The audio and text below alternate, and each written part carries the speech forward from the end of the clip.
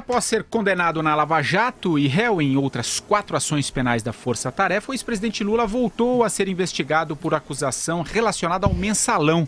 A Câmara de Combate à Corrupção da Procuradoria-Geral da República decidiu desarquivar a investigação sobre um pagamento de 7 milhões de dólares da Portugal Telecom para quitar dívidas de campanhas eleitorais do PT. A acusação foi feita pelo operador do mensalão, Marcos Valério, e levou à abertura do inquérito em 2013, que acabou sendo arquivado 2 anos depois pela Polícia Federal. Valério acusou Lula e o ex-ministro da Fazenda, Antônio Palocci, de terem negociado pessoalmente o repasse do dinheiro em acordo feito dentro do Palácio do Planalto. Começa esse tema com você, o Andreasa. Acho que o sistema era o mesmo que funcionava, né? Mensalão, agora Petrolão, enfim, envolvendo o Lula. Como é que você vê essa notícia aí de hoje, mais uma investigação aí do Lula? Uma notícia requentada, Patrick Santos, né? Decorrente dessa tentativa do Marcos Valério de se beneficiar, né, finalmente, de alguma delação. Não há muita dúvida sobre o que houve ali, né? Nesse momento é necessário elogiar o Instituto da Delação Premiada, né? A gente critica o modo como ele é muitas vezes usado, mas ele é muito importante. Vocês vejam que, a Vera falou sobre isso outro dia aqui, quando a gente pensa no mensalão e em tudo que se sabe sobre o mensalão e que se soube naquela ocasião, sobretudo no julgamento no Supremo Tribunal Federal, a grande questão é, chegará no Lula? E não havia como chegar no Lula. Se nós já tivéssemos esse mecanismo naquela ocasião, nós teríamos sido poupados de muita coisa que aconteceu depois, né? Vocês não têm a menor dúvida de que esse sistema destrinchado agora no Petrolão é exatamente o mesmo que acontecia no mensalão, né? Nas instituições públicas, nas empresas estatais, e que está disseminado pelo sistema. Então, nesse sentido, é preciso fazer um elogio ao Instituto da Delação Premiada, justamente motivo pelo qual é preciso também fazer as ressalvas, né? Quando ele é mal usado. É para que ele continue sendo usado, para que ele não caia em descrédito. Então, vamos ver se o Marcos Valério consegue contribuir com alguma coisa nova para o debate, né? Nós nos lembramos, acho que foi o Madureira que lembrou na semana passada, que o Marcos Valério, naquela ocasião do mensalão, não havia delação premiada, ele queria se livrar, destruiu provas. Se ele tivesse guardado essas provas, talvez se safasse agora. É isso aí. Esse caso da Portugal Telecom, ele está na gênese do mensalão, né? Ele demorou a ser investigado, mas ele faz parte da primeira leva de acusações do Roberto Jefferson. Acho que na segunda entrevista para Renata Lopretti, depois dele dizer do mensalão e dele apresentar ao Brasil a figura do Marcos Valério, ele já diz que o Zé Dirceu autorizou a ida de emissários a Portugal para negociar o pagamento ali, um pagamento de propina por conta da liberação de verbas ali da Portugal Telecom numa triangulação com o PT. E o Marcos Valério estava nesse esquema e anos depois, já no julgamento do mensalão, ele deu esse depoimento confirmando essa acusação do Roberto Jefferson. Eu acho que isso está bastante detalhado numa biografia do Zé Dirceu, escrita pelo Otávio Cabral, que o Andreasa editou. Esse episódio Portugal ali, a perna portuguesa Sim. do mensalão. E agora o Lula volta a ser julgado, a ser investigado neste caso. Um procurador tinha recomendado o arquivamento da acusação contra ele na época e depois o juiz achou que não era cabível o arquivamento e agora está reabrindo. O problema é que se passaram muitos anos, né? É muito difícil você conseguir o caminho da prova tantos anos depois. O Roberto Jefferson é o primeiro grande caso de um delator no Brasil. Foi um delator não premiado, né? Um delator que se ferrou. Teve um mandato cassado, ele e o Zé Dirceu foram os únicos cassados no mensalão. Depois cumpriu uma cana ali e tal. Não que não fosse merecido, ele também confessou crimes, mas não obteve nenhum benefício por ter sido o primeiro dos delatores. Mas esse episódio está ali na gênese do mensalão e faz parte da maneira como o comissariado petista lidava com os empresários, lidava com as concessões, sempre fazendo caixa, né? Sempre fazendo caixa. Marcelo Madureira. Eu só não sei se eu concordo muito com o Carlos Andreasa quando ele disse assim, que caso a delação premiada, se existisse na época do mensalão, patati patatá, não haveria tanta delinquência, né? Não haveria, talvez, ou seria bem menor o Petrolão.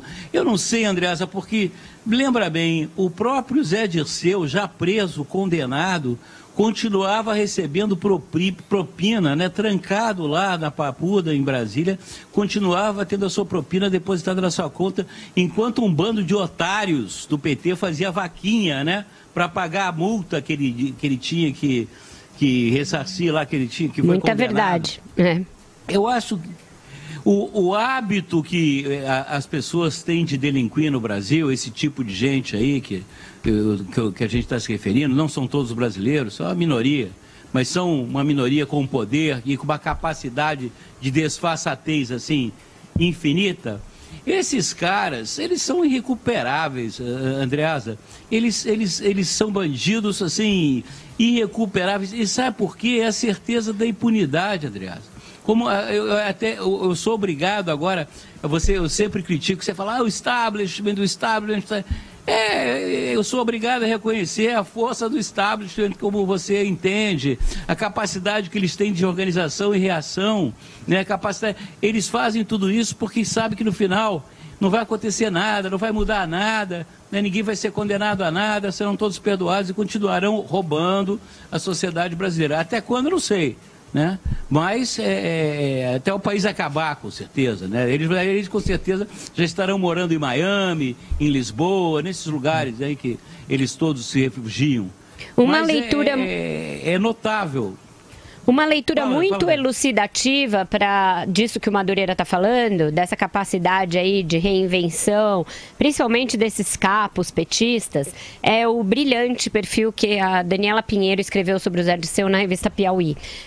Se eu não me engano, ele foi escrito lá em 2013, tá? Ela acompanhou o Zé Dirceu, ele na sua soberba ali, né? Ele é um sujeito que tem um ego do tamanho de um bonde. Vaidade! Permitiu, na vaidade isso, permitiu que a Lu acompanhasse. E ela, com olhos de repórter, captou esse consultor em ação. O jeito como ele traficava influência, a maneira como ele transitava por países. E ele vai a Portugal nesse perfil e mostra ali que as relações construídas nesse período do Mensalão frutificaram. E ele colheu esses frutos quando já era consultor, entre aspas, ali, né? E é muito bom. Eu acho que ele está aberto na internet. É uma leitura obrigatória para entender esse personagem que é um mafioso acabado, né? E, no qual as pessoas viram um líder político, mas que nada mais é do que um mafioso. Diga, Andreasa.